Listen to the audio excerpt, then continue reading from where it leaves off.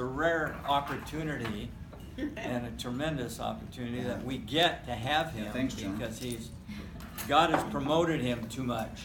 And so that means he travels a lot. He's not here much, and so we're just really honored to have you here, Doug, and to share your heart and what's on your heart today in relationship. Yeah, I'm not here because I'm qualified to speak. I always make the mistake. What have you been thinking about lately, Doug? And I'll ramble on some disconnected thoughts. Well, why don't you talk about that with us at the breakfast? So this is John's way of training me and helping me develop me as a leader. So I think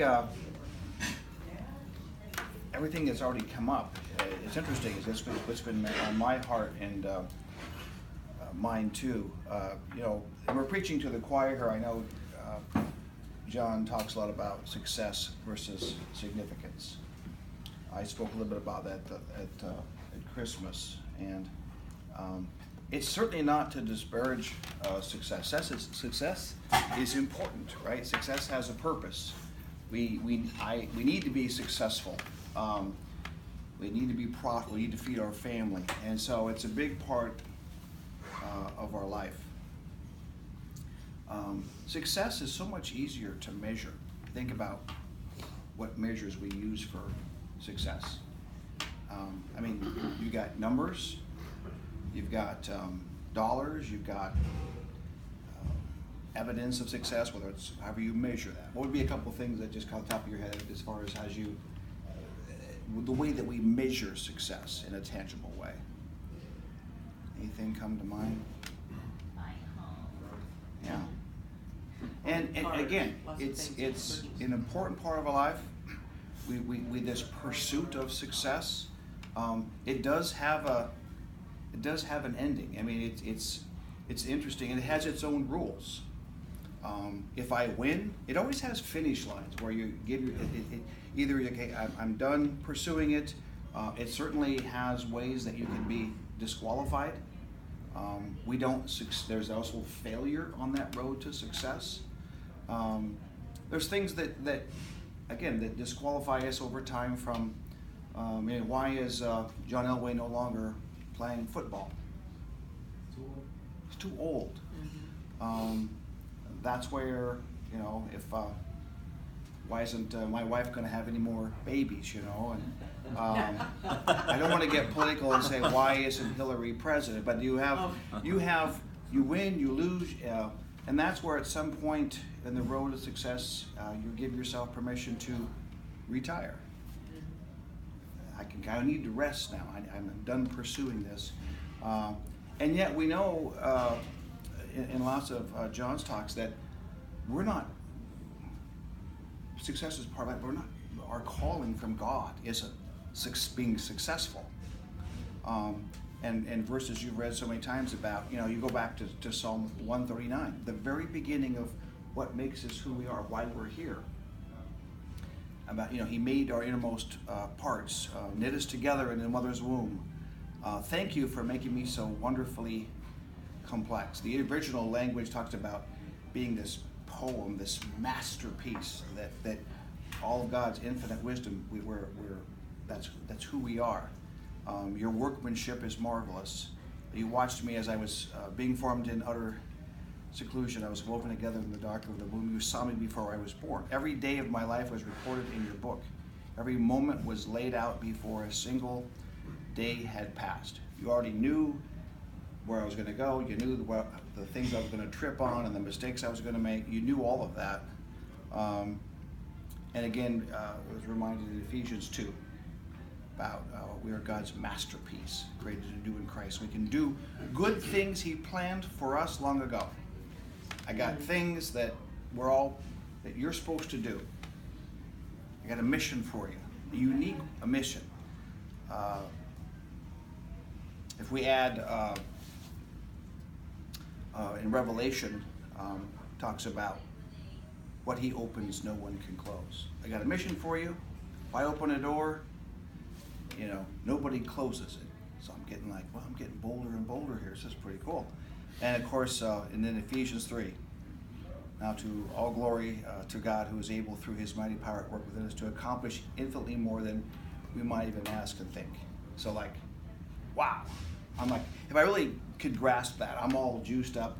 You know, I could. That's where I think that young David, I mean, he got that. It's like, you know what, Goliath, you got your sword and you got your javelin, you got your shield, but I come in the name of the Lord. There's no way I'm going to lose. I got this, baby. I could have used rocks. I could have used four-leaf clovers. It doesn't matter. I'm going to beat you. But quite often, you know, that isn't always how when people were called in the Bible to serve. It isn't how we reacted. So you think about the harvest. We're called to do unique work. We're called to do good works. Jesus says the harvest is plentiful, but the workers are few. Why are the workers few? Part of our issue, at least for me, this is about just in my journey. I was involved in sports and all kinds of things, and yeah, there's winners and there's losers. You know, Coach Romar with the Huskies, wonderful man, Christian, couldn't have better character, deep impact in his players' lives. I had to fire him. Why did you fire such a good man? Just the way it is. He didn't win enough games. We should be back in the NCAA. I get it. So if I take those rules and I apply them to the significant works that God has planned for me, I'm going to make some mistakes. And you brought up, Steve, Billy Graham had written a book about, no one believes in the devil anymore. We don't use that word very often. We remember Flip Wilson in the old days, the devil made me do it, But we have an enemy that does not want us to complete hard work. We step on our own shoelaces too. So, but one of the things and why in walking in significance, it is harder to measure. I may have a successful day. I don't often say, well, I really had a significant day today. Often we don't recognize, and we don't even think we're supposed to. Like, well, I'm sure I'm a significant. We don't talk that way. Like, well, we're not supposed to let the left hand know what the right hand's doing. So one of the ways that I think the enemy, we get in our own way is we think that we're disqualified. We know we can be disqualified in the success world, but in being significant, stepping into God's plan for me, I understand he had great intentions, but I have messed up along the way. Or I'm in a certain stage of life where, sorry God, wrong timing. Talking about some of the characters that we value in the Bible. Gideon, when some of these, they're asked to step up and do what God wants them to do. Hey, my clan is the weakest. You understand? I'm from a very weak have a very weak background. None of us even got out of grade school. You understand that, God, right? Abraham, I'm 100 years old. You got the wrong guy. Jeremiah, I'm too young. Isaiah, I am a man of unclean lips. Maybe he had a potty mouth. I don't know, but it's like that. Esther, you approach the king and he doesn't touch you with his. You're like dead. So she was, hey, I'm afraid of my life on this. You don't know what you're asking. Rich young ruler, I cannot imagine giving away. Listen, I got a lot of stuff, okay?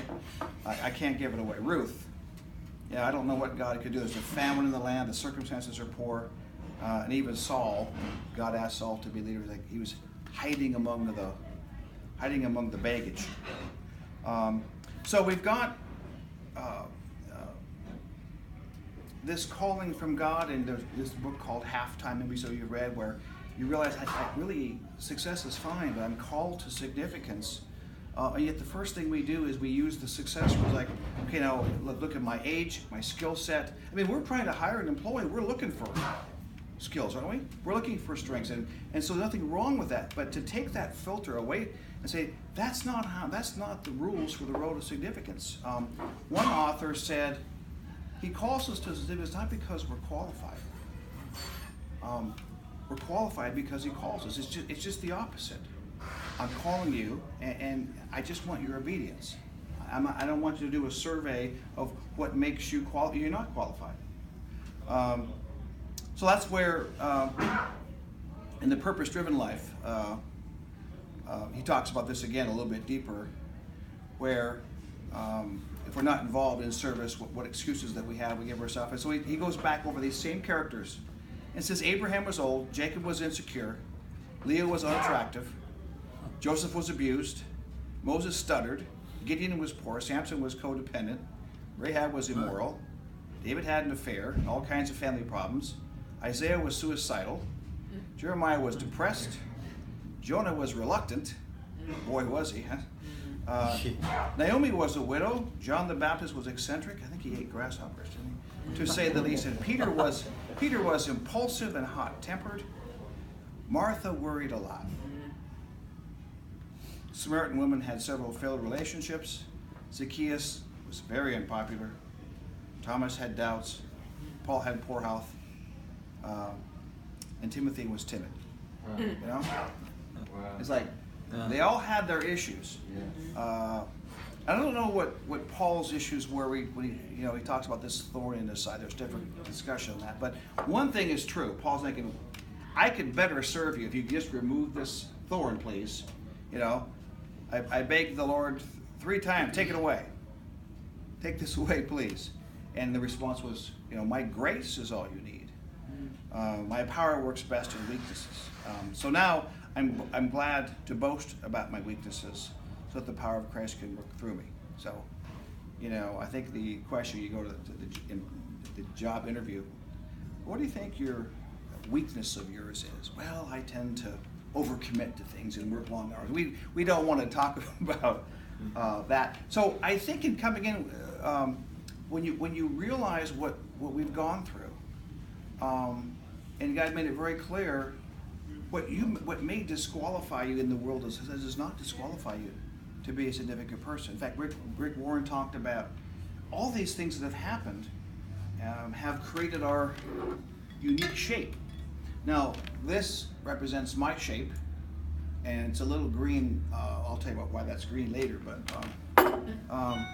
when he says shape, he goes, okay, just take a. I think living significantly, it does involve reflection and prayer and getting away and thinking about these things. So he talks about shape. You got your spiritual gifts. You've got your heart. What's on your heart? What's God's pulling on? You've got abilities. You've got your personality, and you've got your experience. And that's where I'm sure it's all true. It's amazing. Some of the greatest blessings and directions God's given me is through failure. Through just smacking it. And so that's where to say, man, I've got this unique shape that God is aware of, and we're in different positions in life where we never think it's convenient to serve, and that's what we talked before about, the 4T's. We all have one of 4 things. We have time. We do have some talent. We have touch. You can verbally reach out to somebody. You can show, act. Anyone can get involved with that, and we've got treasure.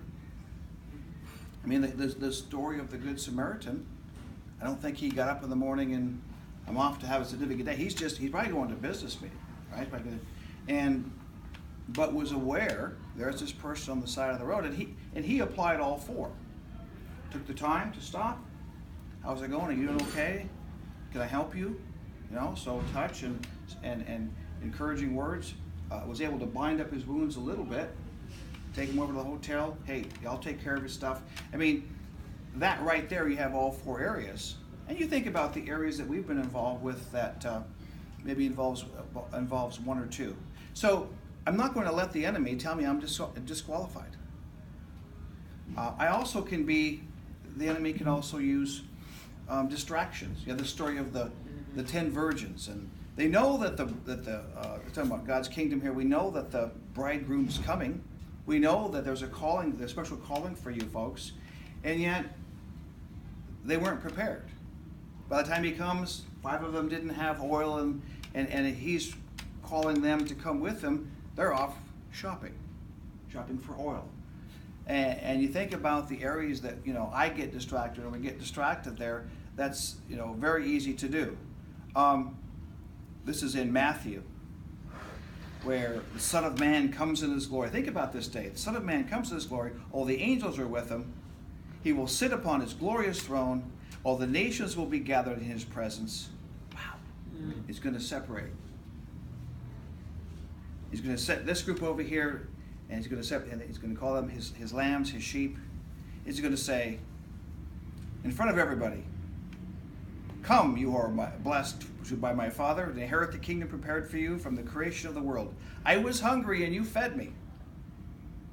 I was thirsty and you gave me drink. I was a stranger and you invited me into your home.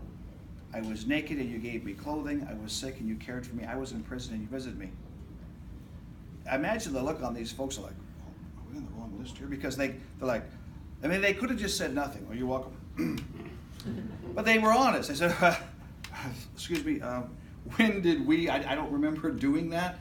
Am I on the right list here?" And so they didn't recognize that they had done anything. And he said, "When did we see them hungry?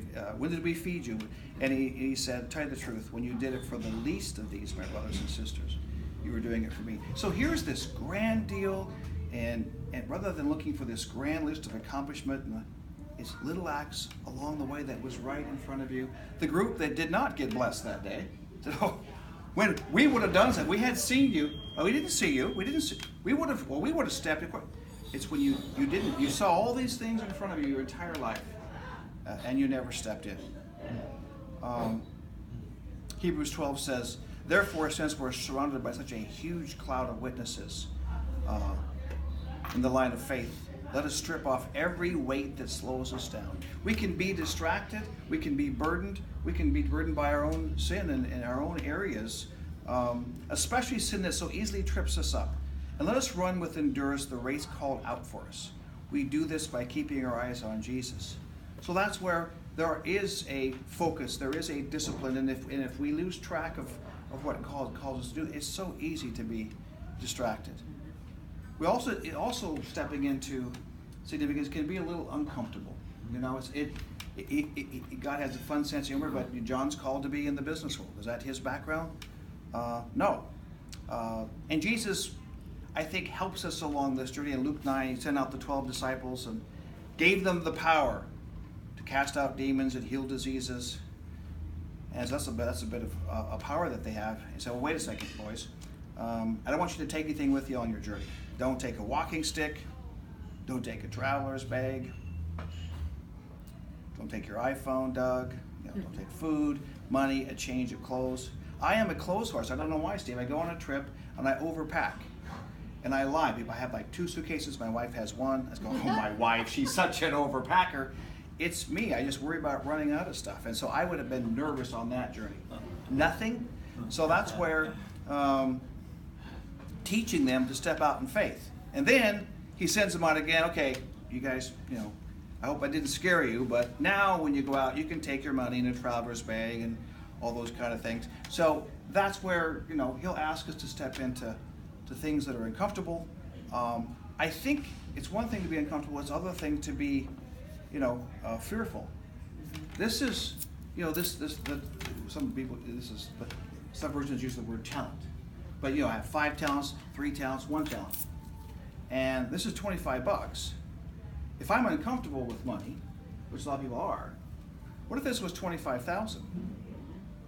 What if this was $250,000?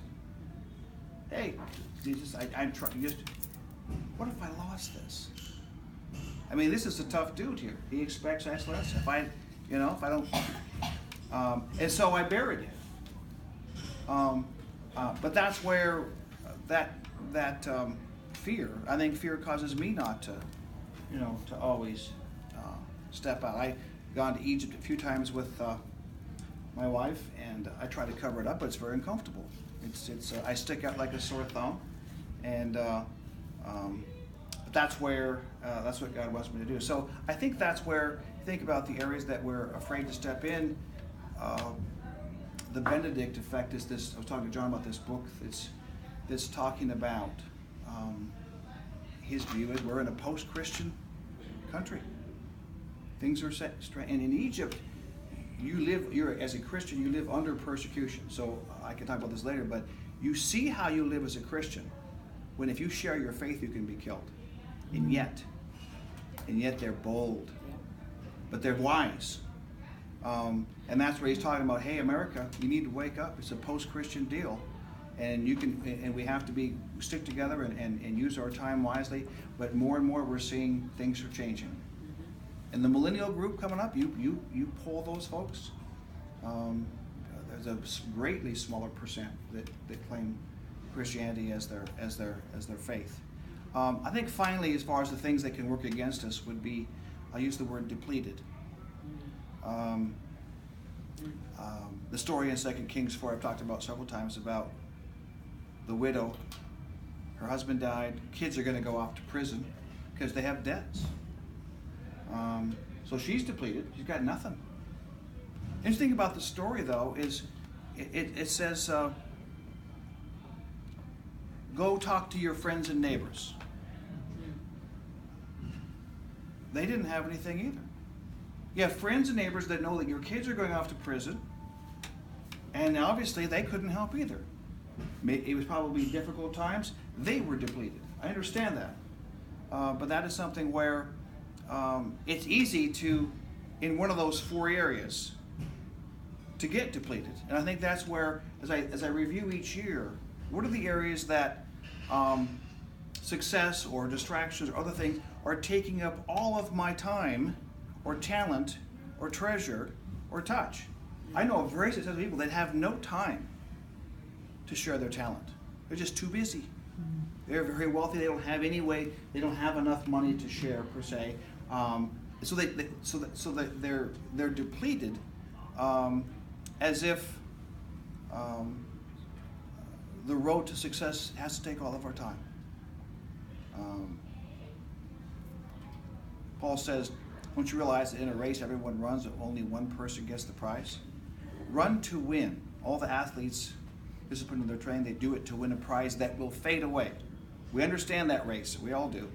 But we do it for an eternal prize. So we run with purpose every step, not just shadow boxing. I discipline my body like an athlete, training it to do what I should. Otherwise, I feel that after I preach, I might be disqualified. So I know for myself, it's easy to get overcommitted, and pruning is a part of that, not allowing myself to be depleted. So we know we have a special calling by Christ. It involves a commitment on my part, and it does involve some, I call them cornerstone habits. All of us are working on your health. It's amazing how you work on your health and how many other areas of your life it will bless.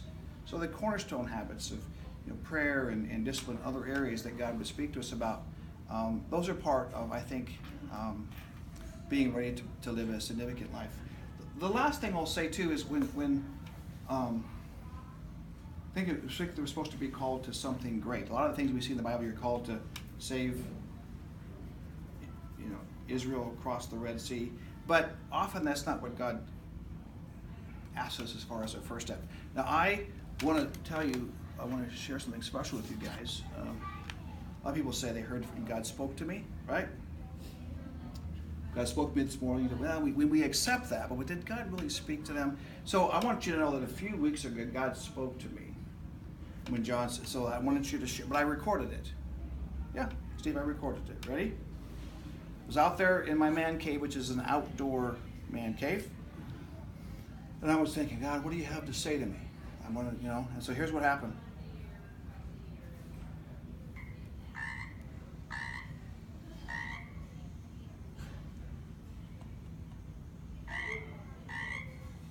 So, those are frogs in my backyard. So I'm trying to concentrate and trying to listen to God, and they go, this stupid, what are frogs for anyway? So I was looking up some stuff and looking up some pictures, and so I found this frog. It's this beautiful green pad, and there's this frog like this, and it even has his stomach was moving for something. Thinking, that's a frog that he's been successful. He's just sitting there, man, enjoying his pad. And so I think, I don't know if it was that night or the next day, John. Hey, what have you been thinking about, Doug? So I don't know, John. I'm thinking God's telling me to get off your pad and make a ripple. What? So, but I know it seems a little bit. So that's why this is green. And but it's a interesting silly thing. But you think about the expression, the ripple effect. What does that mean? What would be when you say ripple effect? What's the definition One of little drop can affect a huge body of water. Yeah. So that's where, in stepping into significance, in trying to it's this big old thing. I'm gonna have to live like a monastic and all these. Just listen to it quite often. It's a simple step. Mother Teresa said, "I alone cannot change the world, but I can cast a stone across the waters to create many ripples." Number quote. Remember, there's no such thing as a small act of kindness. Every act creates a ripple with no logical end. I spoke at Christmas and we had just got back from Egypt. We've gone to Egypt between Christmas and here. And I don't belong in Egypt. I don't have any skills. I don't speak Arabic.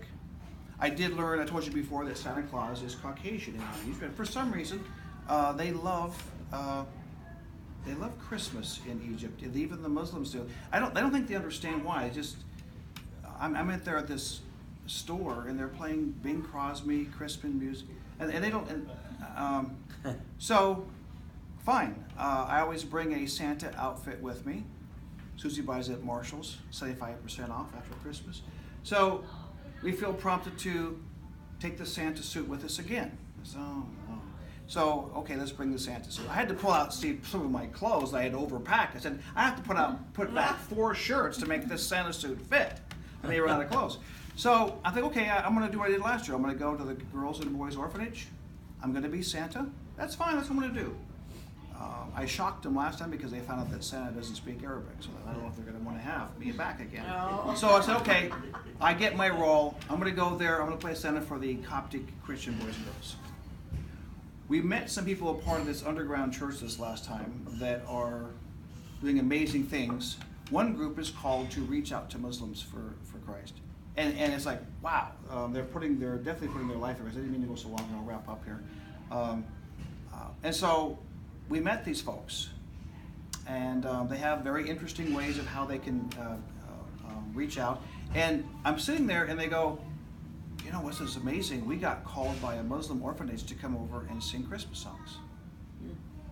The Muslim Brotherhood was there the day before, and now we're going to go over. I thought, oh my gosh, and we're praying about. I mean, we're going to go singing Christmas songs in this, and they're going to hear the name of Christ, but it's in Christmas, so it's going to be okay.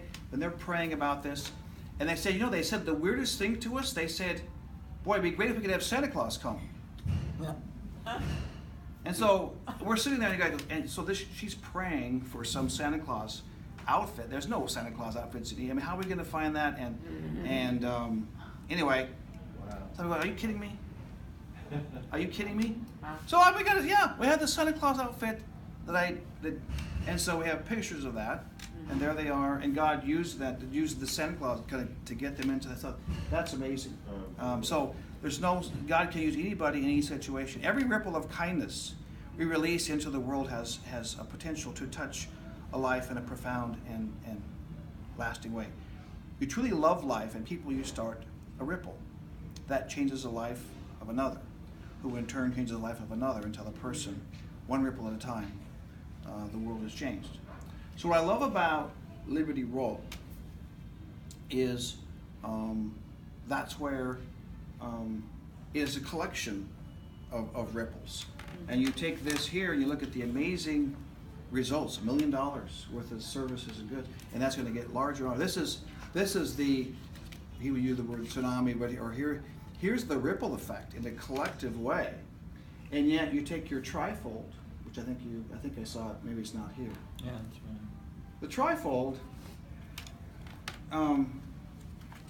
is the little ripples. What is this? You look in here, the little ways that we can make a difference. You think about the miracle of feeding the 5,000. How did that start? How did that start, that miracle? Boy's lunch. No? Mama Yeah? made a lunch. Mama made a lunch. It started with a mother in the morning thinking about somebody that she loved. And so, you know what? Go back here. Even going back to the jar story where everybody felt depleted. I don't know how this. And yet they were part of a greater miracle. I have a jar for you. And that's why, I like, I use this to reflect on, to think about, okay, I'm so busy, let me just stop for a second. So in this jar, I've got this little card that you guys made up, right? On the one, it has shape side, And then on the other side of the card, it's got the 4T's. Say? To be significant, to do what God's asking me to do at this time of my life, it's all right there. I don't have to qualify. It's all right there. I may act. So what are you asking me to do? And that's where the jar represents, of course, my unique shape. And that's where, again, as I think my message today is again, I know I'm preaching to the choir here, but I'm not going to let the enemy or even my own mind or others say that it's not the right timing to be significant. If I keep my eyes open, there's opportunity all around me. When Jesus talked about don't lose your saltiness, I was reading up on that a little bit. And the Dead Sea has salt. If you look at the Dead Sea, they like to use it for women's scrubs and all kinds of wonderful things about the Dead Sea salt. But you don't use the Dead Sea salt for table salt because it's 85% minerals and impurities. It's so regular salt has it's sodium chloride, but sea salt has very little of that, and so it doesn't taste good. It's not usable because of all the things it's got into it. So again, the whirlwind, the other things. I don't want to be that kind of salt. I want to be salty, and that's where again today's goal was just to say, hey, maybe we don't talk enough about those practical daily steps of what it means to be significant and. I'm not going to allow the rules of success I'm not going to apply those same rules because they don't apply here. And I'm not going to look back and have regrets of not being used by God. And again, God has taught me through various funny, weird ways that, you can go anywhere. You can be a white Norwegian in Egypt. And it took a little bit of work, but I'll find a role for you. And so I appreciate you letting me share today. That's all. Awesome.